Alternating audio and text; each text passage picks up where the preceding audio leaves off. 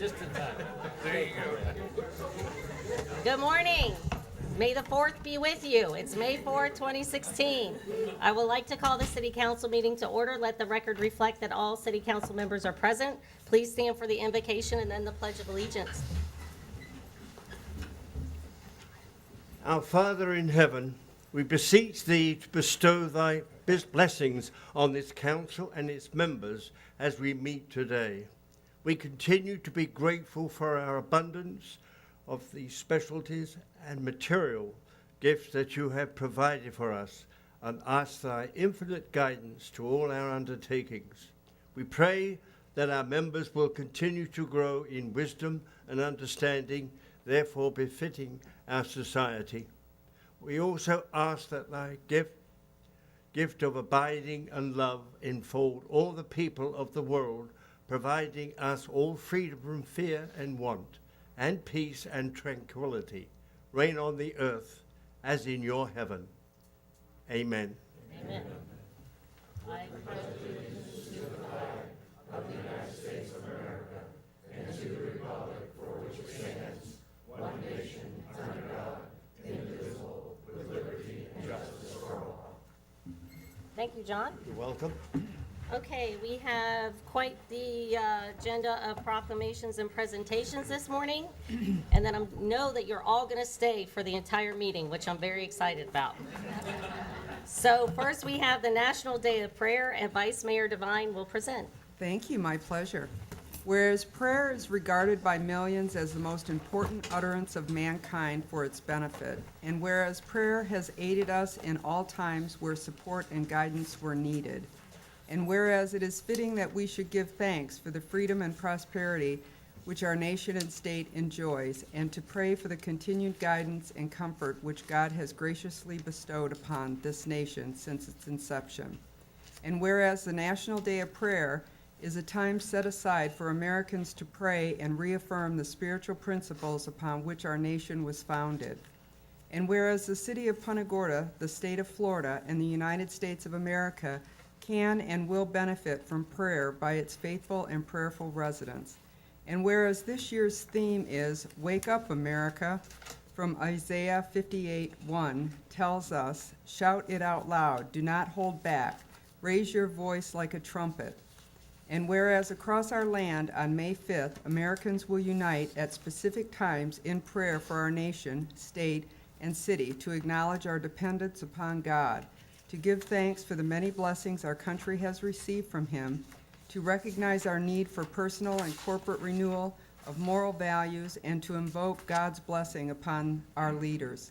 Now therefore, the City Council of the City of Punta Gorda, Florida, does hereby proclaim May 5th, 2016 as National Day of Prayer throughout the city, and invites all residents to observe this day in ways appropriate to its importance and significance. Passed and duly adopted in regular session this 4th day of May, 2016, City of Punta Gorda, Rachel Kiesling, Mayor, and accepting is Bob Carlson.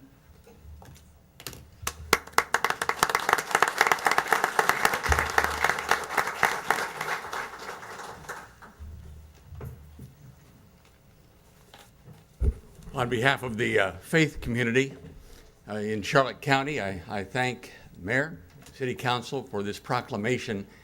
Since colonial times, government leaders have made such proclamations. The governors back in colonial times, presidents, governors, mayors, all through the over 2 centuries. And it is time for us as Americans to wake up. We are apathetic, and I believe that our relationship with God and our obedience to the God from whom all blessings flow, that is what will make America great. We are a country that has slipped away not only from our spiritual moorings, but the moral, and consequently we suffer with violence and an economy that is sluggish, all kinds of problems that we can trace back to the other. And we invite you to come out tomorrow at noon in front of the City Hall Annex for a brief prayer service. We'll sing some patriotic songs. There are various people involved, and we will pray for our families, our schools, our local government, our nation, our first responders, our military. We want to cover the entire need of America. And we believe that as America returns to God, we will be able to bless the rest of the nation, of the world. Thank you very much. Thank you. Thank you.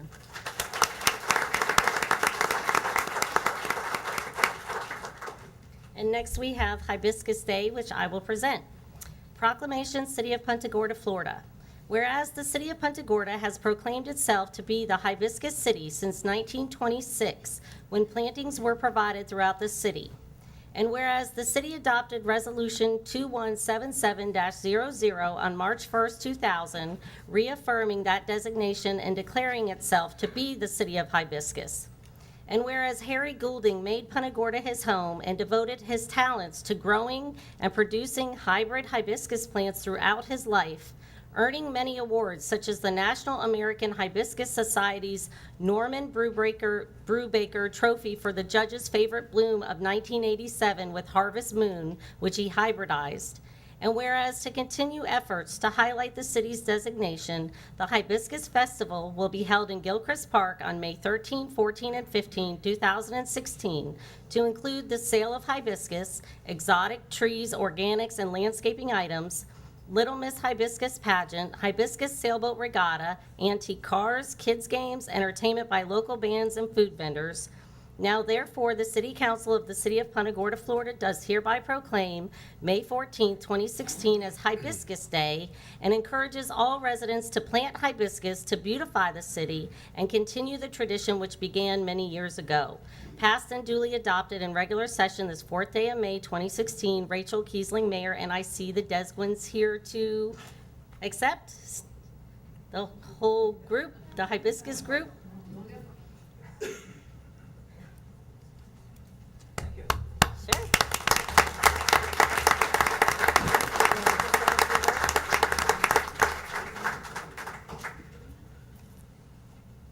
Thank you all very much. I apologize that I didn't think to wear one of my hibiscus shirts till I parked my car. But thank you all very much again, and hope to see everybody out there 13th, 14th, and 15th in a week, a little week and a half. Thank you. Thank you.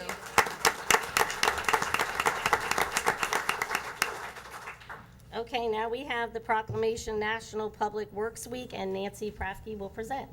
Thank you very much. Proclamation, City of Punta Gorda, Florida. Whereas public works services provided in our community are an integral part of our citizens' everyday lives. And whereas the support of an understanding and informed citizenry is vital to the efficient operation of public works systems and programs such as water, sewers, streets, and highways, public buildings, solid waste collection, parks, and canal maintenance. And whereas the health, safety, and comfort of this community greatly depends on these facilities and services. And whereas the quality and effectiveness of these facilities, as well as their planning, design, and construction, is vitally dependent upon the efforts and skill of public works officials. And whereas the efficiency of the qualified and dedicated personnel who staff public works departments is materially influenced by the people's attitude and understanding of the importance of the work they perform. And whereas this year's theme, Public Works Always There, as we celebrate the hard work and dedication of the many public works professionals throughout the world.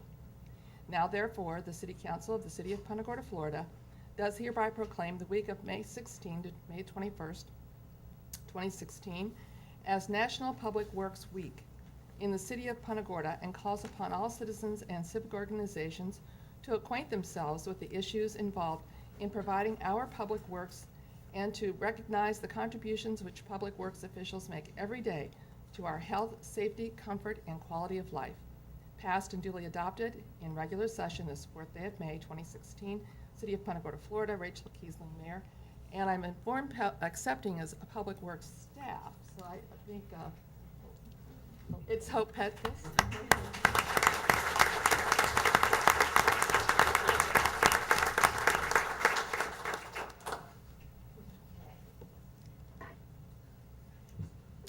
Thank you very much. And on behalf of all of the Public Works employees, we're very happy and very proud to serve the citizens of Punta Gorda. And I hope you'll recognize all of them when they do their services for you. Thank you. Thank you.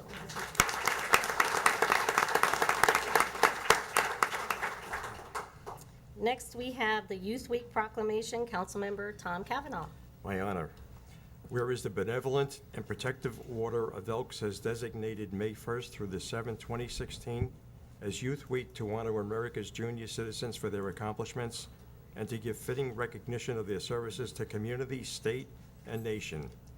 And whereas Punta Gorda Elks Lodge 2606 will sponsor an observance in tribute to the junior citizens of this community, and whereas no event could be more deserving of our support and participation than one dedicated to these young people who represent the nation's greatest resource and who in the years ahead will assume the responsibility for the advancement of our free society, and whereas our youth need the guidance, inspiration, and encouragement which we alone can give in order to help develop these qualities of character essential for future leadership and to go forth and serve America.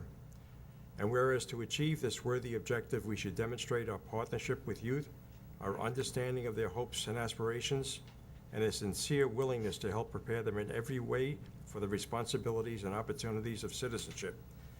Now therefore, the City Council of the City of Punta Gorda, Florida does hereby proclaim May 1st through the 7th, 2016 as Youth Week, and urges all departments of government, civic, fraternal, and patriotic groups, and our citizens generally to participate wholeheartedly in its observance. Passed and duly adopted this 4th day of May 2016, City of Punta Gorda, Florida, Rachel Kiesling, Mayor, and accepting is Bill Dryberg.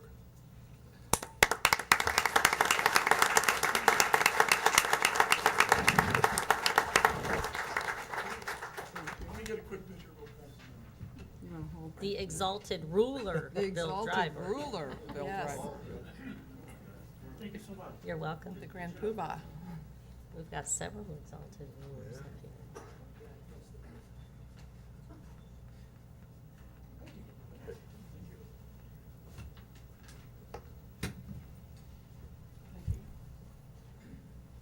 I want to thank you, Mayor and Council. Last week, we had 90-some children out there from Sally Jones Elementary School. I want to thank Chief Tom Lewis for sending one of his very special officers, Spirit, out there, the dog. I got to tell you something, that's something those kids are going to remember the rest of their lives. It was just an amazing thing.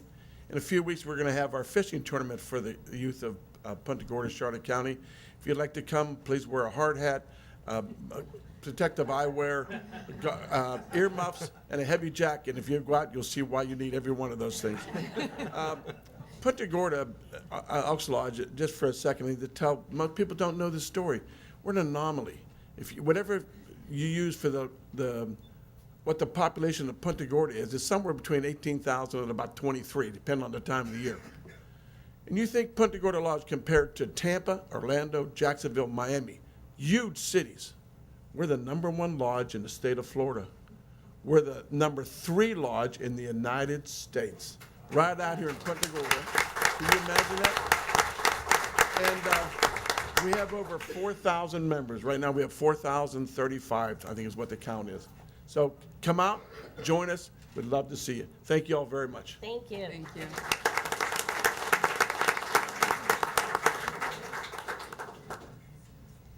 Next, we have a couple of special presentations. First, we have we'd like to honor our employees, especially those who have been here for a while. 20 years. Lieutenant Jeff Wright from our fire department. Come on up, Jeff.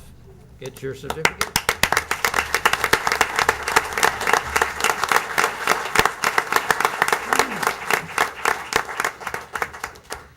Can't miss him. No. Thank you, sir. Thank you. Ray Briggs, Fire Chief, for the record. First, I'd like to thank all of you for coming out to recognize Jeff today. What an honor. So Jeff Wright, it's my pleasure to recognize him with his 20-year service award. Jeff currently holds the rank of Lieutenant Paramedic for the city. As a Lieutenant Medic, Jeff's responsible for managing a fire station as well as all the personnel in that station. He serves as a mentor to our new personnel. And he's characterized, as I kind of thought about this, Jeff's characterized as slow to anger. He's that guy that is characterized by his consistency in management, and it's a trait that isn't found frequently today. So we appreciate that. It's my pleasure to work with Jeff on a daily basis, and just congratulations.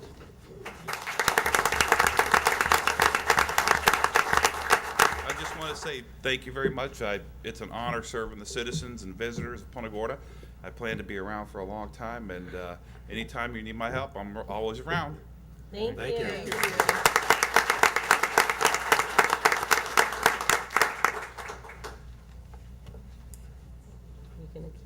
And next we have our Punta Gorda Citizens Academy graduation certificate Yes. presentations. I have the certificates, but I left them out in the lobby. Okay. I figured we'd move right along, but Okay. unfortunately. If everybody from Citizens Academy would please come up. Photo op. Photo op. This is my third year of Citizens Academy, and I have to say that every year I get a group of wonderful people who are eager to learn about the city of Punta Gorda and everything that we do here for the residents and that.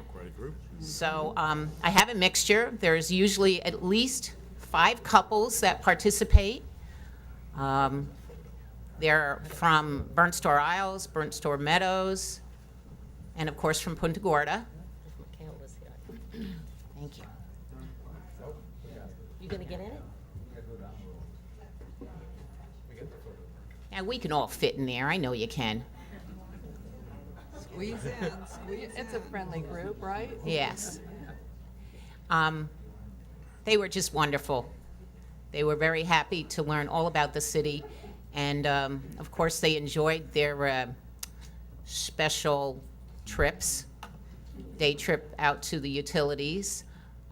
Police department, of course, and the fire department are always a big hit because, as Mr. Kunick would say, they have all the big toys. And then, of course, Public Works. We give them a little show, too, at the end. So it's always a wonderful, wonderful time. I enjoy meeting all these people.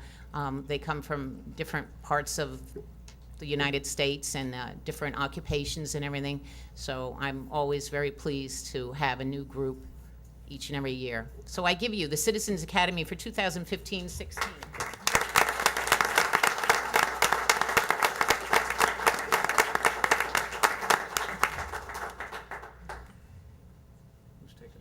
I don't know. I can't see. Oh, little did they know they have to make it through the entire meeting to get their certificate at the end. And one more thing that I'd like to add is that all of them, as I said, were very excited to participate and learn about the city, and they've encouraged so many other friends and neighbors already that I've already got application possibilities, already 10 for the coming year. So again, it's a wonderful thing, and it's all about City of Punta Gorda and the employees and staff here that take care of you. All right? Thank you. Thank you. Thank you.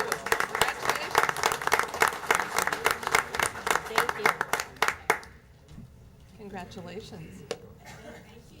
Congratulations. Thank you. Congratulations. Glad you enjoyed it.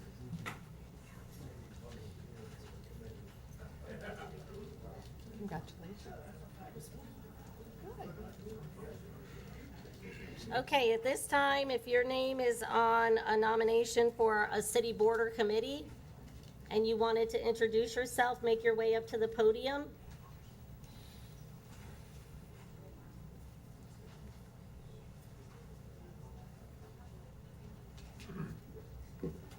My name is Harry Agabitis.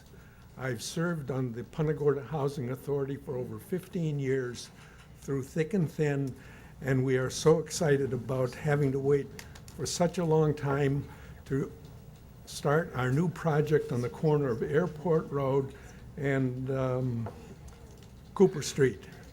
Our hope is that we can, and our desire, and I think we're going to do it, within a short period of time, we're going to have 120 apartments or units for seniors, and it is my desire that hopefully I will be appointed so that I can see through this project before my days are numbered in this world. Thank you very much. Thank you, Thank you. Mr. Agabitis. Anybody else on nomination would like to introduce themselves? Okay, seeing none, we will recess as the city council and reconvene as the CRA shortly.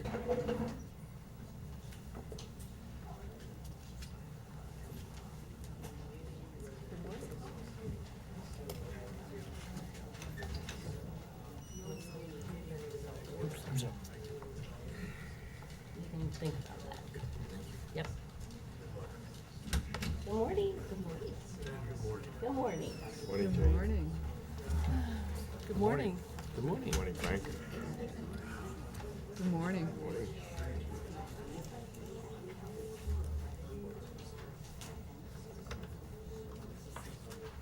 There's a party in the lobby.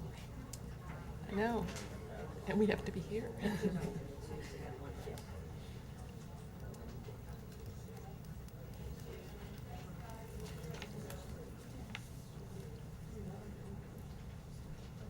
Okay, let's call this CRA meeting to order. Let the record reflect that all CRA members and officials are present. For the first item of business is that we have citizens' comments on CRA agenda items only, which would be the project status report, the approval of the minutes, the additional pickleball court options. If anybody would like to speak on any of those three, now would be the time. We would be giving 3 minutes.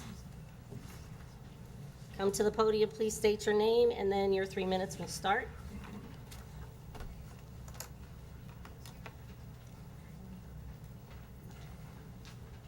Yes, my name is Dave Fox. I am the tournament director of the pickleball Peace River Picklers.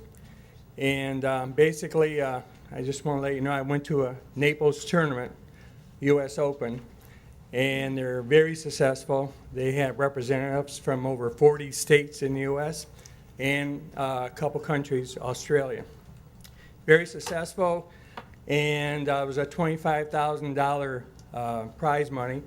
So they had some of your top pickleball players all over. It'll be on CBS Sports Network on May 20th, in case anybody would like to see what pickleball is all about and how big it's growing in the USA.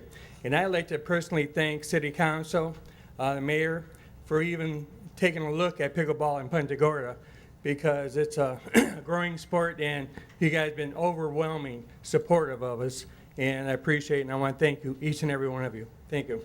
Thank you. Thank you. Any other citizens' comments on CRA agenda items? Okay, we will move on to the CRA project status report. Howard. Howard Koenig, CRA Director. The Marina, 18 liveaboards, including the moorings. Marina's still doing very well. Community room has already 9 reservations for May. Here's some of the activity for the pump-out boat. Fluctuates.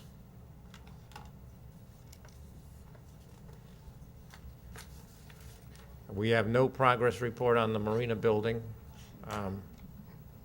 We just don't have any progress report on that yet. However, on the Harbor Walk projects, we do. We got construction permits for both the US 41 South Bridge underpass and the footbridge. We're still waiting on some of the final paperwork so that we can at least bid out the footbridge. No, we already have the bid for that. We can at least start the construction of that very soon. We need to wait to bid out the underpass with the timing of the bats.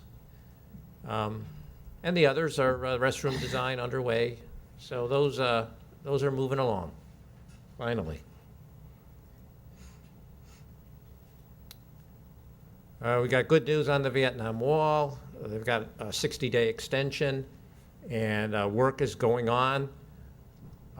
We are also looking at the suggestion of Councilmember Prafke, looking at parking along the right-of-way as you enter the Justice Center driveway. There's a grass area. People are going to park on that grass area and ruin it. We're looking at maybe putting in some parking spaces. Oops, sorry. That was me. Time's up, Howard. That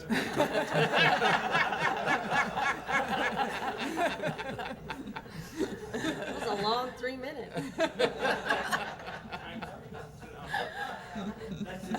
That's it? Are there any questions? Okay. We're looking at parking along there to have some additional parking as you enter that driveway by the Justice Center. Now, it is a Charlotte County right-of-way, so we've got an email to the Charlotte County folks to see what their thoughts are on that. But it'll also help us spend the $150,000 state grant. So we're looking at that option. Because the grass is going to get room. People are going to drive up there, park on the grass, and go to the wall. Maybe if we put in some parking there, it might help. We'll see. But that's moving along. Looks great. Sidewalk is being poured, and we've been out there lately.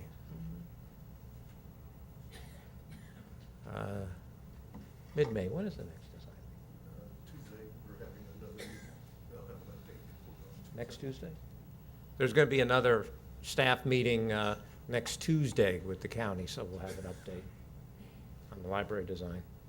Do we know when they're going to consider the name? Have we heard anything back on that request? No, I'll ask Ray Sandrock when we're gonna. Can you let us all know? Yeah. Email? Thanks. Yep.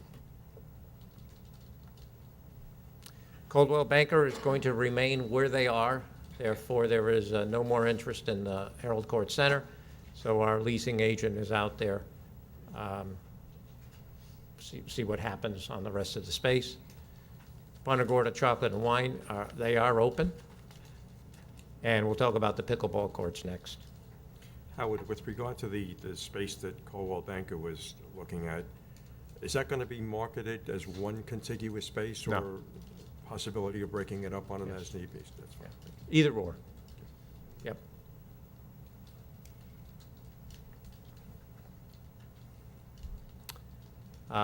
The paperwork to bid out the proposal to get some bids for the engineers, architects, that process is starting to move forward. So we're going through our library, so it'll be a little quicker than if we didn't have to go through the library. And on today's agenda is the East Side Garden Fresh Market idea. We're going to talk about that later, but there's a city-owned site on Virginia that we are recommending to move forward on for this fresh market. The East Gray Street is just, whether that happens or not, the folks in the neighborhood feel this is a better site to get that project moving, and it's CDBG funded, so that'll be on later on the agenda. That's it. Questions for Howard? Nope. Next, we have approval of the minutes. So moved. Second. We have a motion, a second to approve the minutes. All in favor? Aye. Opposed? Carried unanimously. Next, we have additional pickleball court options.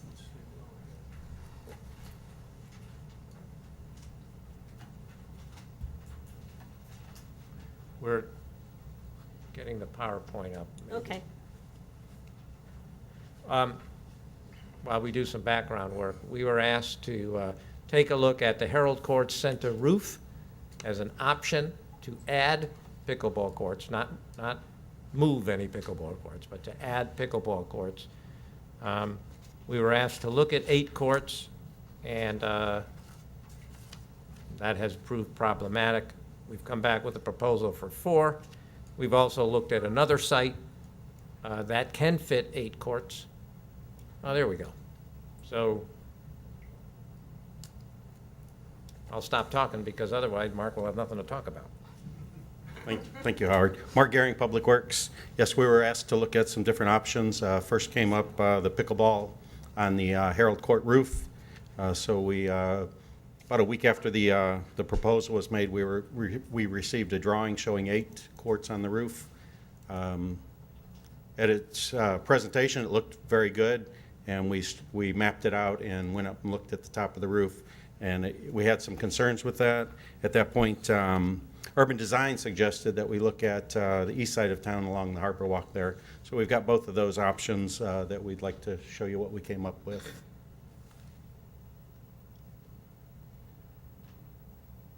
Maybe.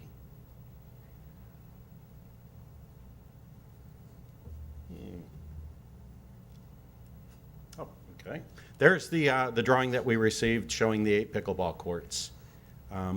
Those are the actual court layouts shown there in the drawing. It does not show the apron around the court. The aprons actually extend right up to the walls of the parking garage, and is also, if you see those two little boxes in the drawing, these little boxes right here, those are the light posts that are there. It's also the drain in the floor. The drain slopes down quite a bit, so we've got some issues with that. Like I was saying, the area doesn't show the aprons. When you're playing pickleball, you may take a couple steps off the court itself onto the apron. So we're really squeezing that thing in on the roof if we try to put the 8 cords.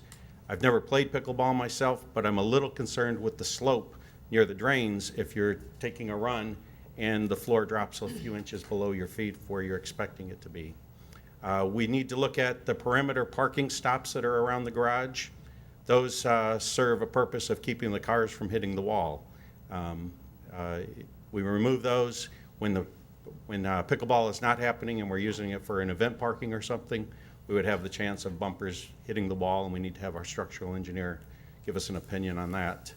The lighting and netting attachments, being that this is not being installed in the earth, we need to mount it physically to the parking garage somewhere. That's loads and drilling, possibly, whatever may be done to the parking garage. That's something that we also have to have a structural engineer take a look at. And then also the courts not being oriented north and south. Again, not being a pickleball player, I'm not sure how important that is, but it is something in the design standards that tell you when you lay out a tennis court, and I guess a pickleball court also, to orient north and south so that in the mornings and the evenings when you're playing the most, you have the least sun glare in your eyes. Okay, what we came up with is that we think 4 courts on the roof is more reasonable. Gives you plenty of room for the aprons. It avoids the area where the drainage is for the floor drains. Keeps you away from the walls, would allow the parking stops to remain in place. And so that's our proposal there if we move along with pickleball on the parking garage roof. This is just a photo superimposed of Gilchrist tennis courts. And right now, each half of the court is a pickleball court, so you can kind of see how that would, or 2 pickleball courts. It does take up that whole room. It's not like there's a lot of room up there. You go up there, it first seems like a lot of room, but it's quickly eaten up. We estimate the cost to be about $66,000 to make this conversion. And that's temporary pickleball courts that could be converted back to parking with just a couple of barricades there when you enter the top level. Okay, so the urban design came up with the idea to look at placing pickleball over at Treview Park as an option. And so we took that and laid that out. We kept the orientation north and south so that it met the design criteria. It's kind of tight in there because of the corners when you orient it true north and south. You turn it a little bit, it would fit in there much nicer. Wouldn't crowd the Harbor Walk or the sidewalk along Marion Avenue, but it will fit in there. We estimate probably about 30 parking spaces would be needed in the area behind the small business there, drawn in red.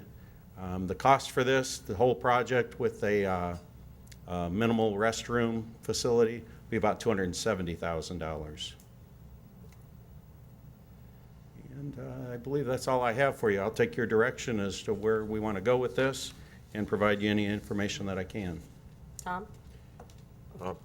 Where would the funding sources come from either of these scenarios? Well, these are additional park amenities, so assuming we have no other priority projects, it could come from park impact fees. Otherwise, it's not coming from the CRA. We can't do that. So it would be park impact fees or reserves. But right now, there are no, it's not in a budget anywhere. So for that reason, I'm out. I consider this a wish list, not a needs. I would agree. I just have 2 quick questions. One would be how do the pickleballers feel about the 4 courts on the top of the parking lot? And also, have the businesses in downtown been approached? Because this would be an activity that would probably enhance their business. In my mind, I see pickleballers going up there, playing some pickleball, and then going to have a beer and maybe a quick sandwich or lunch and going to River Cities or Jack's and so forth. And there may be a way that they might want to participate in that type of development too. If 4 courts is something that from a social standpoint, maybe the pickleballers would be interested in. So I think that would be worth exploring before we just said no, because it's a really interesting idea, and it's a way to bring some more traffic downtown if it's feasible and so forth. But otherwise, I'm Trey Blue right now. I'm kind of out. I was going to make a motion to reject both plans. I move that we reject both plans. Discussion? Yeah, I would like to make a comment, if you don't mind, before you do. You want to, I'm sorry. I don't know if we had a second to that anyway. A second for discussion? Do we have a second? We have a second discussion. Okay. I don't think that it makes sense to, thank you for doing that, for the staff to give us the concept of the Hero Court, but I think given what we've experienced at Gilchrist Park and that the pickleball community feels a sense of ownership of those courts, for us to create something at the top of the Hero Court when this is a parking garage, I pity the poor car that tries to park there, and the pickleball people want to play pickleball when there's a car parked there. So I think I also watched the video of that was shared with me about the pickleball. What is it called? U.S. Open. U.S. Open in Naples, and 33 pickleball courts that they built down there. It would make more sense to me if we had a wish list to have more pickleball courts, to really perhaps go into discussion with the county and try to jointly do something at South County Regional Park. They already have tennis courts over there that they have temporary usage for pickleball on those, and there's a lot of space out there, and it wouldn't be in an area where there would be any probably noise problem. So I think it would make more sense for a wish list to look in that direction. Any other discussion? I think we need to table this for a while and just socialize the idea for a little bit and see where it ultimately takes us. We have a motion and a second on, are we ready to call? Okay, we have a motion and a second to reject both proposals. All in favor? Aye. Opposed? 1. It carried unanimously, the rejection. Carried unanimously. Okay, next we have. I voted against it. I mean, not, sorry, 6-1, sorry, not unanimously. Next, we have citizens' comments on any CRA agenda items. Citizens' comments? Seeing none, commissioner comments. Kim? No, thank you. Tom? No, thank you. No. No, thank you. No, thank you. Okay, we are adjourned. 6-1.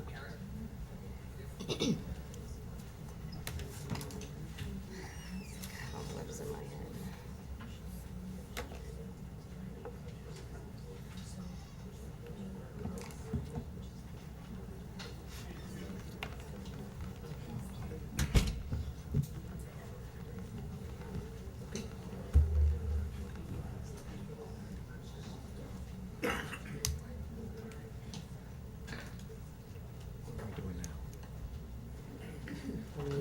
For the public hearings. Yeah. Okay, we will call the city council meeting back to order. And now we have the public hearing agenda. We do not have any public hearings. We do not have any quasi-judicial public hearings, but we do have 3 second readings, which are not public hearings. So at this time, we will take citizens' comments on these 3 ordinances, GA 05-16, ZA 05-16, and ZA 06-16. If you would like to comment on any one of those 3 ordinances, now would be the time. No? Okay. So we will move into now GA 05-16.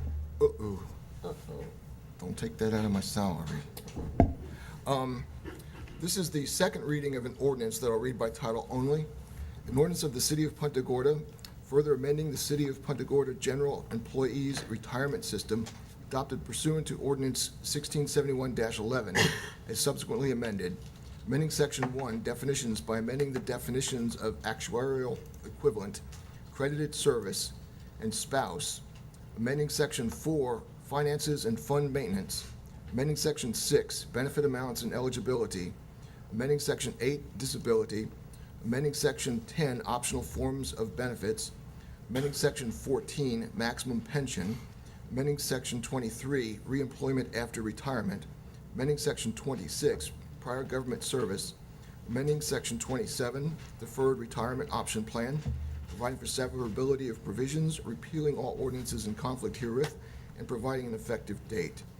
I've been advised that the attorneys that drafted this on behalf of the city have identified a Scrivener's error on page 4, which the city clerk will explain in further detail. I've rendered the opinion that as a Scrivener's error, I see no difficulty in adopting the ordinance at its second reading with those errors corrected.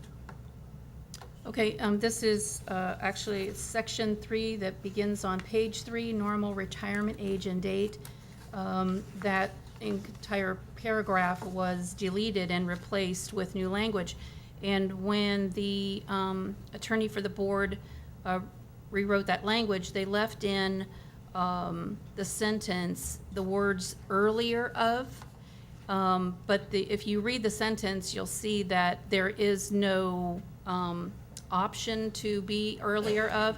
So in other words, where it says is the earlier of the attainment of age 60 regardless of years of credited service, period, there's no earlier of this or that.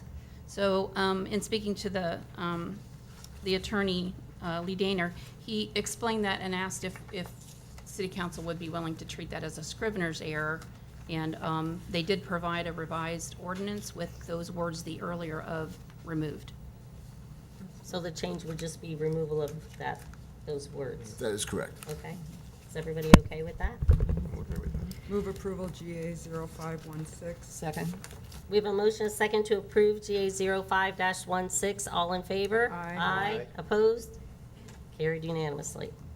Next is ZA-05-16, which is the second reading of an ordinance that will read by title only. An ordinance of the City of Punta Gorda, Florida, amending Punta Gorda Code, Chapter 26, Land Development Regulations, Article 8, Standards of General Applicability, Section 8.4, Exterior Lighting Standards, clarifying regulations are applicable to non-residential and multifamily development only, and removing provision for light meter readings after dark, providing for conflict and severability, and providing an effective date. Any questions? Motions? Move approval ZA 0516. Second. We have a motion, a second, to approve ZA 05-16. All in favor? Aye. Opposed? Carried unanimously. And finally, ZA-06-16, which is also the second reading of an ordinance that I'll read by title only. An ordinance of the City of Punta Gorda, Florida, amending Punta Gorda Code, Chapter 26, Land Development Regulations, Article 4, Uses Permitted with Conditions, Section 4.22, Limited Home Occupations, to allow a non-owner tenant to operate a limited home occupation with approval of the property owner, providing for conflict and severability, and providing an effective date. Questions? No. Move approval of ZA 06-16. Second. We have a motion, a second, to approve ZA 06-16. All in favor? Aye. Opposed? Carried unanimously. Okay, next we have a consent agenda. Are there any items? I would like to pull the, is it on here, Howard? Yes, there is an item that will be pulled. D1? Yes. Okay, pulling D1, Ponds Park redesign selection committee. Anybody else? Any other items before we open public comment? No? Okay, now is the time, if you would like to comment on any consent agenda items, now would be the time. That would be the approval of the minutes, the monthly litigation report, the San Sebastian Harbor sewering project, the invoice of Allen, Norton, and Blue, the Ponce Park redesign, and MOU between the 20th Judicial Court and the Lee County Sheriff's Office Chief of Police of the city. If you'd like to comment on any of those items, now would be the time. Okay, seeing none, I will accept a motion on, I move approval of the consent agenda items with the exception of D1. Second. we have a motion, a second, to approve the consent agenda without D1. All in favor? Aye. Opposed? Carried unanimously. D1. You want me to start? Well, I think everybody's going to weigh in on it. Okay. We have in front of you the ranking of the design firms. So we're asking you to approve the ranking. All you're doing is approving the ranking. The next step in the process is to negotiate a contract with the number one ranked firm to do the redesign of Ponce Park. We can do that as quick as you want, or we can do slowly, because we still have out there the issue of the Wildlife Center. We can bring to you a design contract that gives an option of a redesign of Ponce Park with the Wildlife Center and a redesign of Ponce Park without the Wildlife Center. In a perfect world, we would just bring back to you a design contract where we know what the answer is, but we're not there yet. Maybe we have a status report. Yep, I see Pat Campagna from the Peace River Wildlife Center. Maybe she could give us an update on where they are with their conversations with the county in terms of relocating the Peace River Wildlife over to Charlotte Harbor. Good morning. Pat Campagna, President of the Peace River Wildlife Center, for the record.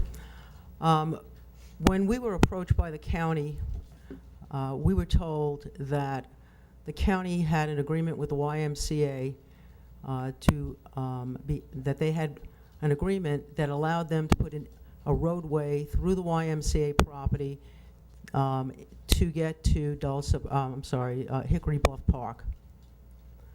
In March, when we met with the park officials and some other people from the county, we were told that they reviewed the agreement and that they do not have permission to cut through the property and put a permanent roadway there.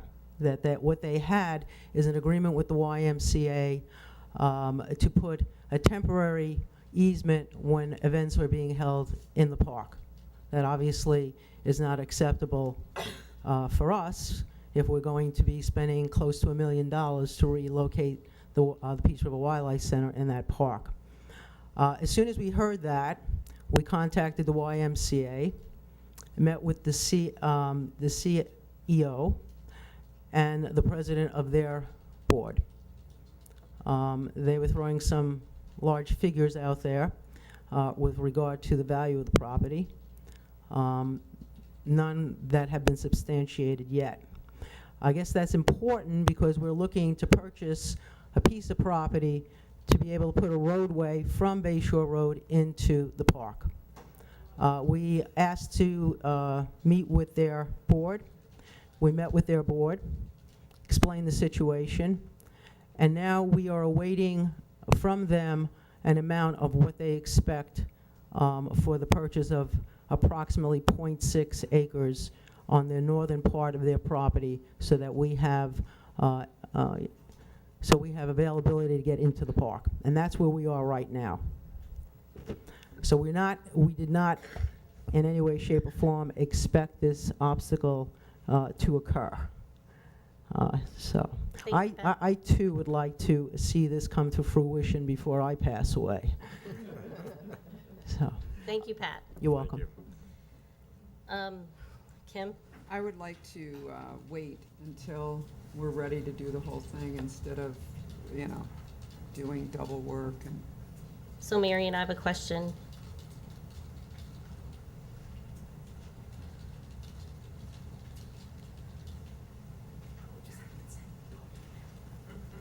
So we've put you to work now to do this selection committee, and how long would this result be good for? Like, as far as, we haven't negotiated thoroughly with them yet, so what kind of time frame would be reasonable before we'd have to start all over again? The standard time frame, Marion Pace, procurement manager for the record, standard time is 90 days, but we can ask for them to extend their offer. Okay. But no prices have been negotiated or And then they rates. would have to agree to that, Yes. the extension of the offer. Nancy?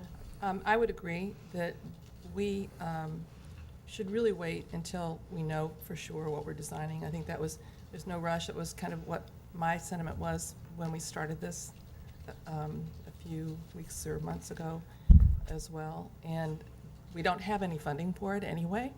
So to me, there's really no reason why we should proceed. We have funding for the design, but Well, I understand, but even if we got the design done, we don't have funding for the park, and I think it makes sense to wait and give the Peace River Wildlife Center the time to resolve the issues, for them to figure out, are they gonna be in or not, and for us to spend our resources on a design that we are going to do and make it a really great design, rather than multiple versions that include it, maybe don't include it, so. Yeah, I'm not in favor of working toward a design with and without. That is not, efficient. Is there a negative to us in any way if we wait until September to revisit this issue? Well, I don't know if September is the criteria, or I think we need to wait until the Peace River has a decision on which way they intend to go. Oh, I agree. I would put, that's just 120 days out of September, that's all. Well, do I'm we- actually in complete agreement with that. And do we want to put some kind of time frame on it? I mean, no? We don't have Just- any money to do it anyway. Yeah, I don't see any reason to. I mean, I realize that Hunts Park does need some improvements. We all agree with that. Well, that's why we did this. Right. But I just don't, since we don't have the funding for it. I would expect that this would be resolved between Peace River and the county within a not-too-distant future. I mean, they have to make a decision. I would think one way or the other, and I think based on that, we should then revisit this. I make a motion, we table it for 6 months. 6 months? Do you have a second? I'll second the motion. I'd like to, I'm not objecting to the table in 6 months, but what if they're able to make a decision in 2 If they weeks? have a Yeah. decision before then that's fine. It would require a motion to remove from the table, is what that would boil down to. Okay. So we have a motion, a second to table the item for 6 months. All in favor? Aye. Aye. Opposed?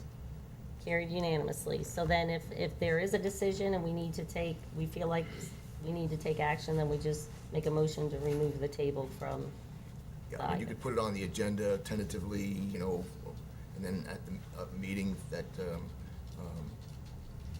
want to take action on it, you can then make the appropriate motion and it comes off the table. Okay. Okay, that's Is fine. everybody I'm okay with fine that? with that. Okay. Sure. So, we're tabling this? Okay. for May I 6 ask one months? question, Sure. David?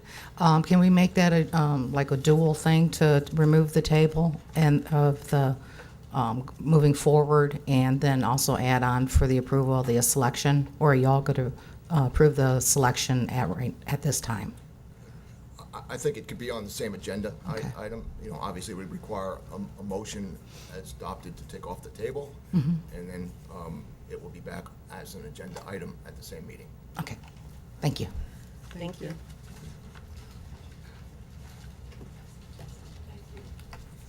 Next, we will move into the regular agenda. So the first item of business would be citizens' comments on the regular agenda items only, which we be under budget. We have the assessment for the additional waterway access district agreement, the award to the firm to complete that assessment program. Under unfinished business, we have the request to construct the community garden at 317 East Virginia Avenue. We have mural requests by the Punta Gorda Historic Mural Society.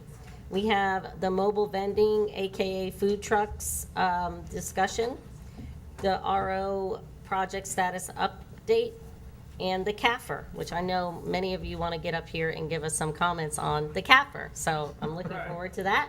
So now is the time for citizens' comments on those items. Come to the podium, state your name, and you will be given 3 minutes.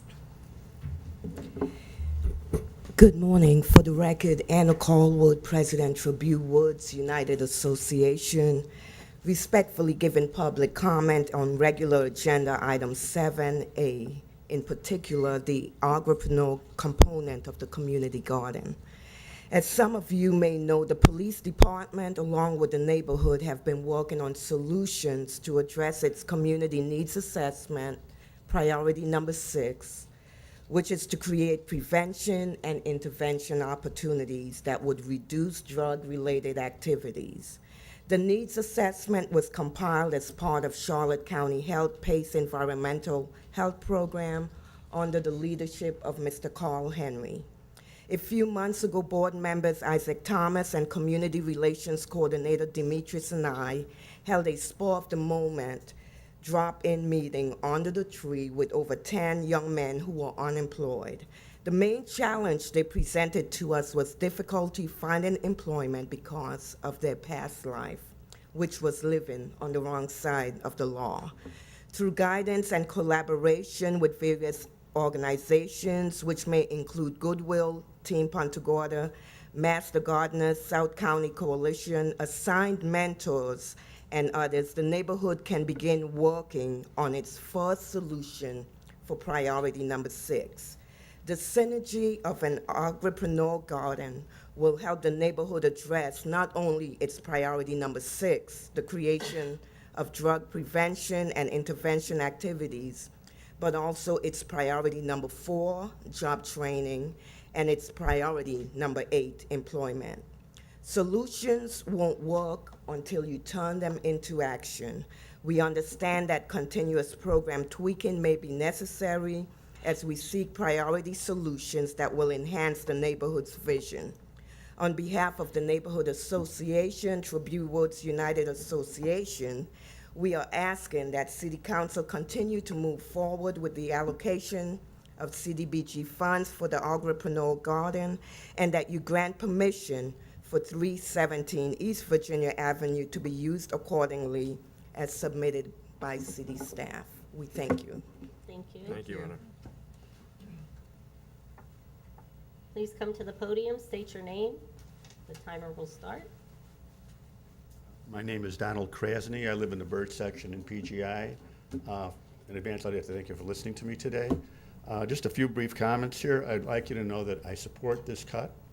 I think it's a long time coming, and I'm really eager for it to get moving. My concern really lies with the method in which this assessment for the cut will be in place. Without exception, my friends and individuals I speak with are definitely in favor of this cut, but no one wants the money to come out of their pocket. You know, it's like no one wants to pay for it.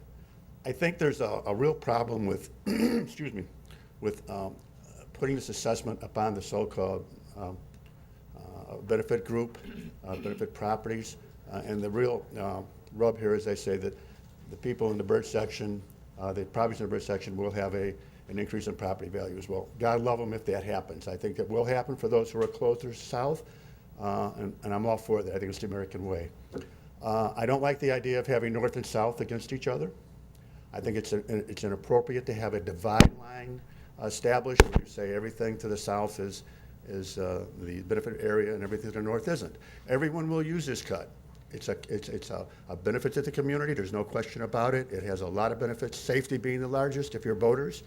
You know, you take that channel going out by Ponce Park, and at times it's extremely dangerous. Depending on weather, it can be very bad. Thank God we've never had an issue there. So I think that when we talk about who should be assessed, it's just like the old seawall concept. I only have 800 feet. I have 100 feet of seawall. I should pay for 100 feet rather than someone who has 180 feet. I think it's a community effort. I think it benefits the entire community.